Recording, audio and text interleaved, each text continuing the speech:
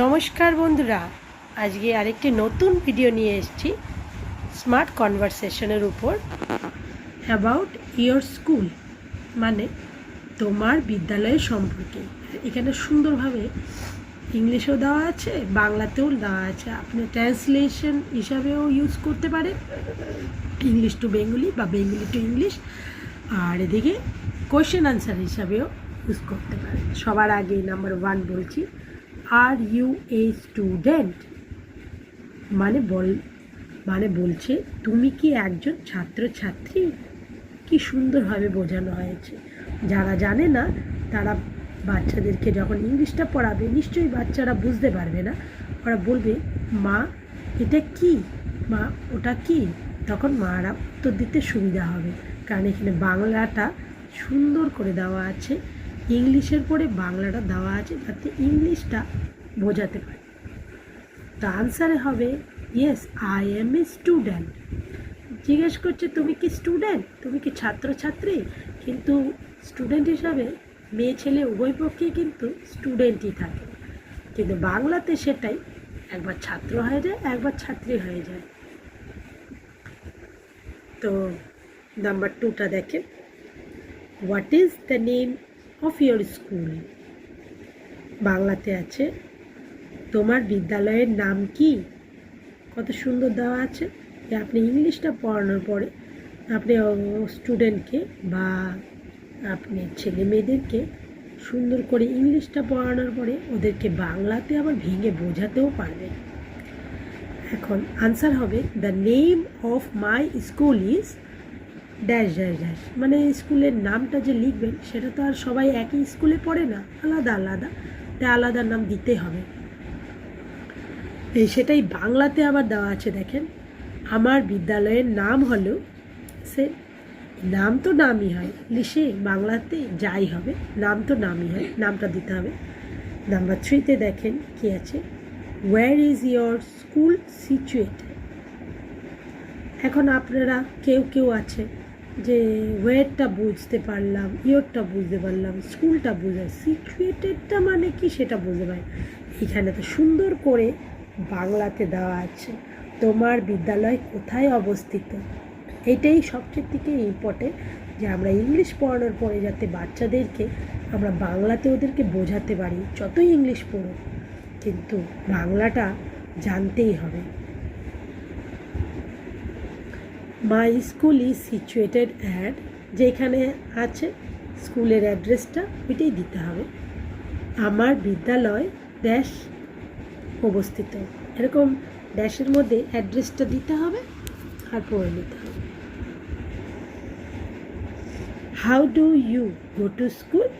বাচ্চাদেরকে আমরা শুধু স্কুল কেন, how do you go to shop, how do you go to mall, how do you go to zoo, এইভাবে আমরা বিভিন্নভাবে দিতে পারি। স্কুলের পরিবর্তে বিভিন্ন নাম মেনশন করে দিতে পারি, তবেই বাচ্চারা ভ্যারাইটিস শিখতে পারে। তোমার বিদ্যালয় এখানে আছে, তুমি কিভাবে তোমার বিদ্যালয়ে যাও। জিজ্ঞেস করেছে স্টুডেন্টকে, স্টুডেন্ট উত্তর দিবে I go to school by dash. আমি ড্যাশ বিদ্যালয়ে যাই।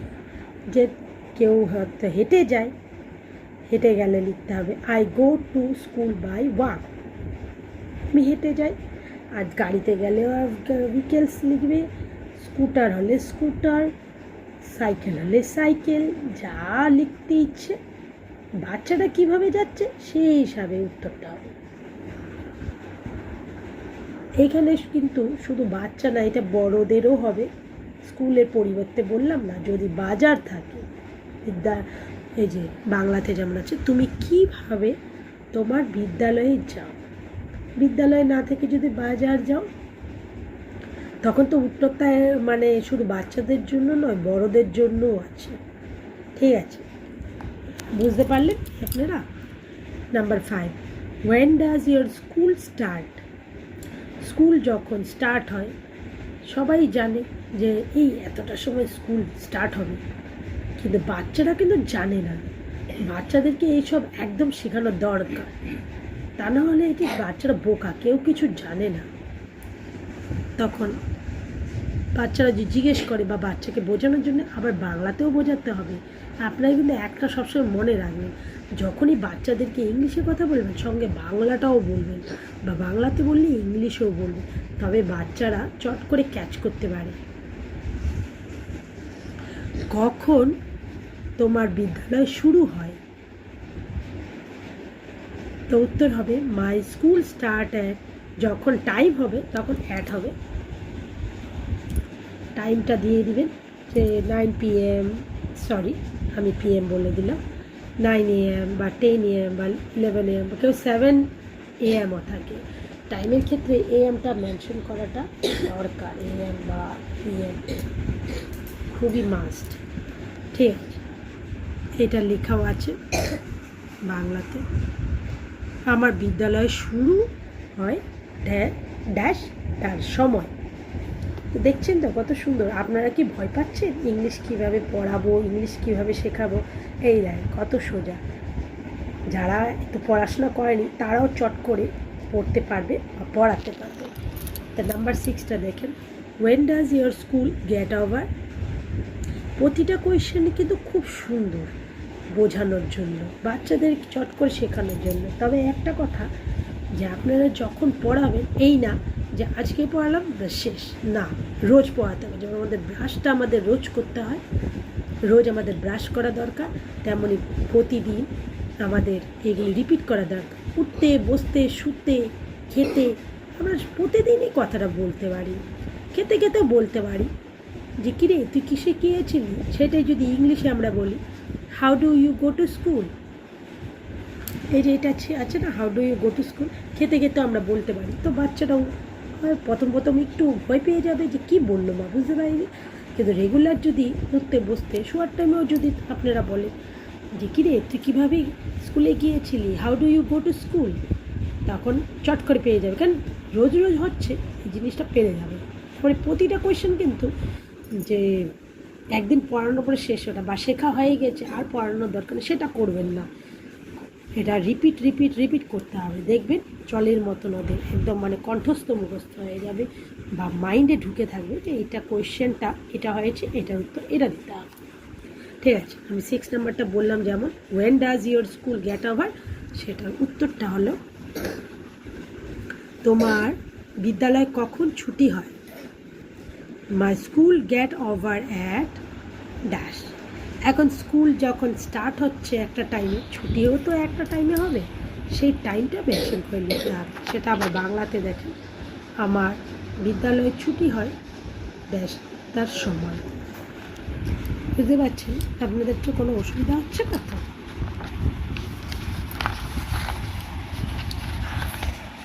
কোনো অসুবিধা হলে আমাকে কমেন্ট করবেন, আমি আরও চাইবো যে সুন্দর করে বোঝানোর জন্য। আগে মা বাবারা না জানলে ভালো করে বাচ্চাদেরকে বোঝাতে কষ্ট হয়, তার জন্য আমি এই ভিডিওটা বানিয়েছি, যে আগে আপনারা পড়েন তারপর বাচ্চাকে বোঝান, এটা দরকার, খুব দরকার। নাম্বার 7 দেখুন, which class do you read in? কি লেখা আছে? Which class do you read in, তুমি কোন শ্রেণীতে পড়ো। অনেকে কিন্তু ক্লাস মানে যে শ্রেণী ওটা কিন্তু জানে না, বাচ্চাদের সেটা দরকার। এই জন্য সবসময় ইংলিশ পড়ার পরে বাংলাটা একটু বুঝিয়ে দেবেন। আমরা সবসময় বলি কোন ক্লাসে পড়িস, কোন ক্লাসে পড়িস, এই করতে করতে বাচ্চারা এইটাই জানতে পারে না যে ক্লাস মানে যে শ্রেণী। হঠাৎ করে কেউ যদি বলে কোনো কারণে ট্রান্সলেট করতে ক্লাস মানে শ্রেণী, কনফিউশন লেগে যায়, হয়তো আনসারটাই ভুল করে ফেলে।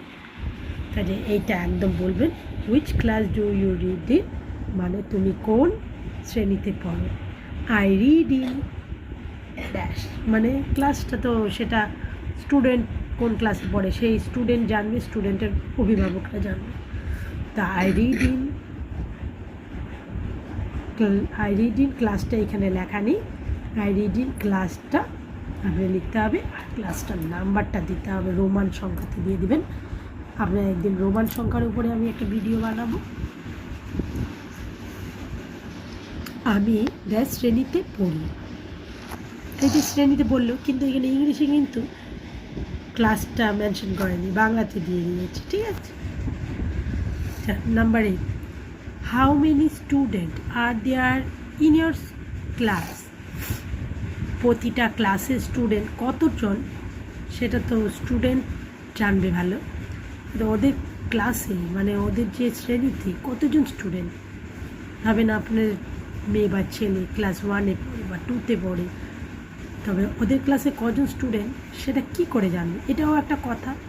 অনেকে ব্ল্যাকবোর্ডে কিন্তু প্রেজেন্ট এতজন আর অ্যাবসেন্ট এতজন লিখে, টোটাল করে ফেললেই কিন্তু জানা যায়। অনেকে এইভাবে লিখে, আর যদি না লিখে অ্যাটেন্ডেন্সের খাতার মধ্যে যখন টিচার নাম যখন বলতে থাকে, roll number 1 present sir, roll number 2 এরকম বলে, তখনও কিন্তু লাস্ট নাম্বারটা জানা যায়, সেই হিসাবে উত্তরটা কিন্তু পাওয়া যাবে। আচ্ছা ঠিক আছে, how many student are there in your class? এটা বাংলাতে হবে, তোমার শ্রেণীতে কতজন ছাত্রছাত্রী আছে? আর উত্তরটা দিতে হবে, যেহেতু এখানে লেখা আছে দেখেন দেয়ার আর, মানে উল্টোভাবে আছে, কোয়েশ্চেন সবসময় উল্টোভাবে থাকে, আর দেয়ার আনসারে কিন্তু দেয়ার আর, এই যে there are that student in my class, ফিগারটা আপনি বসাতে হবে যে 15 আছে বা 25 আছে বা 100 আছে, যার যেমন স্কুলে যেমন স্টুডেন্ট থাকে হিসেবে। তো আমার শ্রেণীতে 10 জন ছাত্রছাত্রী আছে। এখন স্কুল অ্যাভেলেবেল হয়েছে, এই জন্য ছাত্রটা একটু কমে যাচ্ছে। আগে স্কুল কম ছিল, প্রাইভেট স্কুলগুলিও অনেক হয়ে গিয়েছে এখন, তার জন্য। ঠিক আছে, আমার শ্রেণীতে এতজন ছাত্রছাত্রী। বললাম না, ইংলিশের ক্ষেত্রে স্টুডেন্ট মানে ছাত্রও হয় ছাত্রী হয়, কিন্তু বাংলাতে ছাত্র মানে যে ছেলে আর ছাত্রী মানে মেয়ে, সেটাকে কিন্তু ভেঙে আপনাকেই শেখাতে হবে। Next number 9, how many student are there in your school? আগে ছিল যে তোমাদের ক্লাসে কতজন মেম্বার, আর এখন আবার how many student are there in your school, মানে তোমাদের স্কুলে কতজন মেম্বার সেটা কিন্তু জানা দরকার। ক্লাসের তো মাস্ট জানতেই হবে, আর স্কুলের কতজন মেম্বার সেটা একটু টাইম লাগবে, পড়তে টাইম লাগবে, এটা অনেকে জানে না, তবে দিদিমণিকে জিজ্ঞেস করলে জানা যাবে। তো তোমার বিদ্যালয়ে কতজন ছাত্রছাত্রী? উত্তর মানে অ্যান্সার যে মানে উত্তর, সেটাও কিন্তু শেখাতে হবে বাচ্চাদেরকে। দেয়ার আর অ্যাবাউট মানে আমরা ধরে নিলাম সব মিলে, the student in my school, ফিগারটা বসাতে হবে। আর বাংলাতে সেটাই আবার আমার বিদ্যালয়ে প্রায়, অ্যাবাউট মানে প্রায়, ধরে নিলাম ড্যাশ জন ছাত্রছাত্রী, তো ফিগারটা এখানেও বসাতে হবে। যদি আপনারা চান যে ইংলিশ থেকে ইংলিশই শিখিয়ে দিই, আবার বাংলা থেকে বাংলা, সেটাও অনেক ভালো, কত সুন্দর 2 রকমভাবে পেয়ে যাচ্ছেন।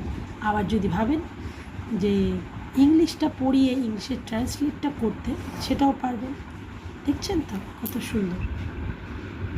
Who is your class teacher? প্রতিটা ক্লাসের একজন ক্লাস টিচার করে থাকে, সেই ক্লাস টিচার অনেকেই কিন্তু বলতে পারে না নামটা কী। এই যে কোয়েশ্চেনটা, এটা যদি রেগুলার পড়ান, তবে ক্লাস টিচারটার নামটা কিন্তু সে ভালো করে বলতে পারে। তোমার শ্রেণীর হওয়ার দরকার ছিল, ঠিক আছে, তোমার শ্রেণীর শিক্ষক শিক্ষিকা কে? এই যে যেমন ছাত্রছাত্রী তেমন শিক্ষক শিক্ষিকা, এরা বোঝাতে হবে।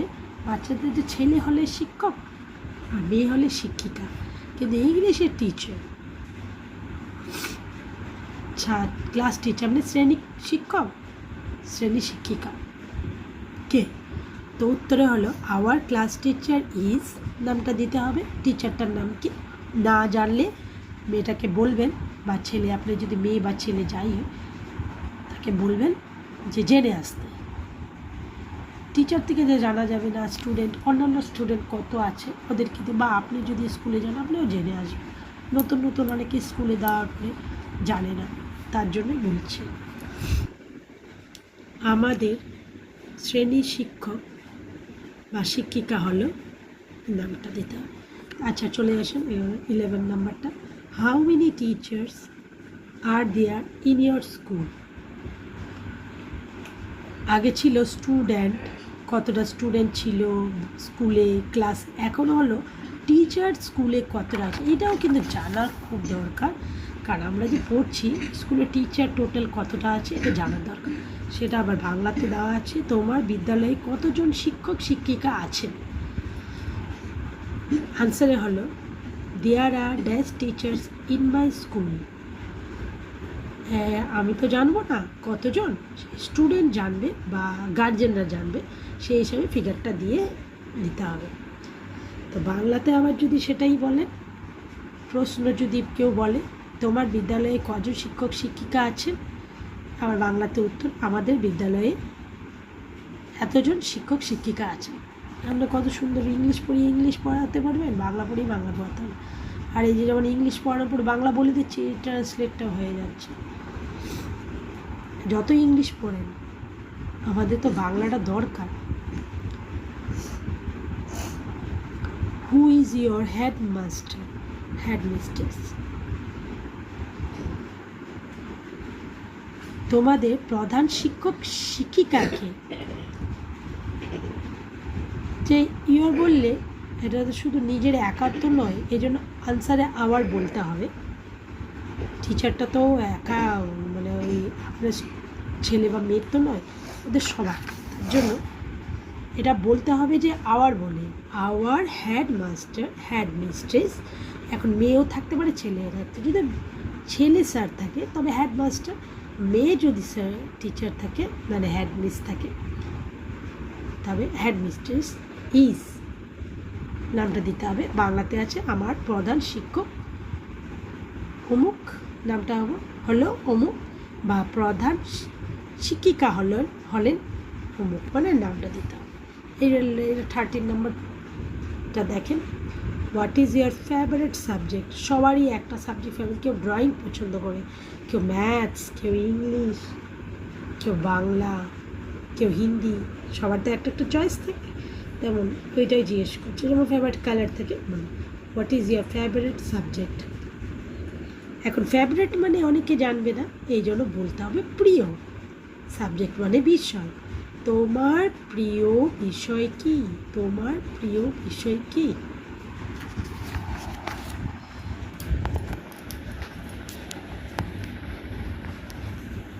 মাই ফেভারিট সাবজেক্ট ইজ, যদি ইংলিশে হয় তবে বলতে my favourite subject is English, my favourite subject is Bengali, maths, যেটাই ফেভারিট কিন্তু অনেক কটা থাকে না, একটাই থাকে, বা ড্রয়িং। তেমন বাংলাতে আমার প্রিয় বিষয় হলো অঙ্ক, বাংলা, ইংলিশ, বা শুধু কি বাংলা ইংলিশ, এই তো জিকেও থাকে। জিকেকে ইংলিশে বলে সাধারণ জ্ঞান, ঠিক আছে। জিকে তো শর্টকাট, বলতে গেলে জেনারেল নলেজ, ওটা বলতে হয়, ঠিক আছে। এটা দেখেন number 40, who is your best friend? সবারই একটা বন্ধু থাকে, ঝগড়া হোক যাই হোক আবার মিলে যায়, কিন্তু ও ছাড়া ভালো লাগে না, এমন একটা থাকে ব্যাপার। তো কাছে who is your best friend, সেটাও আর বুঝতে হবে যে আমার এটাই প্রিয় বন্ধু বা বান্ধবী। তোমার প্রিয় বন্ধু বান্ধবী কে? মেয়ে, ফ্রেন্ড হলেই সব মেয়ে ছেলে সবাইকে বোঝা, কিন্তু বাংলাতে বন্ধু মানে ছেলে, বান্ধবী মানে মেয়ে। তো মাই বেস্ট ফ্রেন্ড ইজ, নামটা বলে দিতে হবে। ছেলে হলে ছেলের নাম, মেয়ে হলে মেয়ের নাম, রমেন হোক, রানী হোক, যাই হোক। হ্যাঁ, বাংলাতে আমার প্রিয় বন্ধু বা বান্ধবী হলো, বুঝতে পারছেন তো, নামটা দিতে হবে। এবার 15-এ চলে আসি। বাচ্চাদের কিন্তু এটাও বোঝাবেন যে 15 মানে 15, কিউ মানে কোয়েশ্চেন, যে কিউ যে আছে লেখা Q15 মানে কোয়েশ্চেন, কিউ মানে শর্টকাটে কিউ দিয়েছে মানে কোয়েশ্চেন, আর কোয়েশ্চেনকে বাংলাতে প্রশ্ন বলে। কিছু কিছু বাচ্চারা তো কথায় কথায় শিখে যায় সব জিনিস, আর কাউকে কিছু কিছু আছে ওদেরকে বলে বোঝাতে হয়। How do you behave your school? How do you behave your school?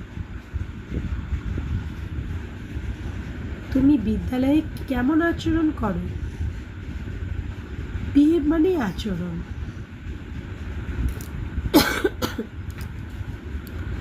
তো আনসার হবে I am A well mannered বয় বা গার্ল। মেয়ে হলে বলবে I am well mannered girl, ছেলে হলে I am a well mannered boy. সঙ্গে বলতে হবে I behave as a disciplined student in my school. এতটা সুন্দর করে বলে দিয়েছে, সেটাকে দেখেন। বাচ্চাদেরকে তো পড়াতে হয়, বাচ্চারা পড়ে নেয়, এমনকি শিখেও নেয়, কিন্তু মানে জানে না। এটাতে কত সুন্দর মানে দেওয়া হচ্ছে যে I am well mannered boy or girl, এটা লেখা আছে আমি একজন ভদ্র ছেলে বা মেয়ে। আর I behave as a discipline student in my school, এটা বাংলাতে দেওয়া আছে আমি একজন নিয়মনিষ্ঠ ছাত্রের বা ছাত্রীর মতো বিদ্যালয়ে আচরণ করি। ভালো লিখেছে না? ঠিক। এখন দেখেন, এটা আপনার ভালো, এই তো হতে পারে বাচ্চারা তো ছোট ছোট কথা নিয়েই তাড়াতাড়ি করতে পারে, কিন্তু বড় বড় কথা মনে থাকে ওদের টিভির কোনো প্রোগ্রাম বা নাচ গান মনে থাকে। কী করে মনে থাকে? মনে থাকার শক্তি ওদের আছে, কিন্তু ইন্টারেস্টটা নেই। ইন্টারেস্টটা কীভাবে জাগাবেন? এভরি ডে স্টাডি করালে। ঠিক আছে। 16-এ দেখেন, do you have any playground in your school? তোমার বিদ্যালয়ে কোনো খেলার মাঠ আছে? কিছু কিছু স্কুলে কিন্তু এত ছোট জায়গায় থাকে যে খেলার জন্য কোনো ব্যবস্থা, সামান্য একটু হুহাল্লা করার জন্য দিয়ে দেয়, কিন্তু এমন বড় থাকে না। আবার কিছু কিছু স্কুলে প্রচুর থাকে, যে এমন ফাংশন টাংশন হতেও কোনো অসুবিধা হয় না। আর কিছু কিছু স্কুলে আছে যে প্লেগ্রাউন্ড না থাকার জন্য ওদের স্কুলে যে স্পোর্টস হয়, খেলা হয়, তখন অন্য কোনো মাঠে গিয়ে খেলতে হয়। আচ্ছা, তা আনসারে দেখেন, যাদের আছে তারা এটা বলবেন yes we have a play ground in our school. যেহেতু স্কুল একার নয়, এই জন্য আওয়ার বলতে হবে। ঠিক আছে, yes we have a play ground in our school, এটা বাংলাতে আছে। দেখেন, হ্যাঁ আমাদের বিদ্যালয়ে একটি খেলার মাঠ আছে। আবার যদি দেখেন যে স্কুলে মাঠ নেই, তবে আনসারটা দিতে হবে no we have no playground in our school. ইংলিশে আছে, এখন বাংলাতে দেখেন, না আমাদের বিদ্যালয়ে কোনো খেলার মাঠ নেই। তো আপনারা বুঝতে পারছেন। আর যারা কিছু কিছু বাচ্চাদের মা বাবা, এখন সবাই শিক্ষিত, সবাই সব জানে, কিছু কিছু বাচ্চাদের মারা পড়াশোনা জানে না, কিন্তু বাচ্চাদেরকে পড়াতে তো হবে। তার জন্য এই যে ইংলিশে দেওয়া আছে, এইটা যদি আপনি পড়তে অসুবিধা হচ্ছে, কত সুন্দর এখানে লিখেছে do you have any school. এই যে দেখছেন তো, do you have any play ground in your school. এই যে ডু ইউ হ্যাভ, এই জিনিসগুলি স্পেলিং করতে অসুবিধা হলে এইখানে প্রনাউন্সিয়েশন করে বুঝিয়ে দিচ্ছি। আরও আগে তো আরও পড়তে হবে, আরও জানতে হবে। আপনিও যদি বাচ্চার সাথে সাথে আপনিও পড়ে নেন, আপনিও পেরে যাবেন সুন্দর করে।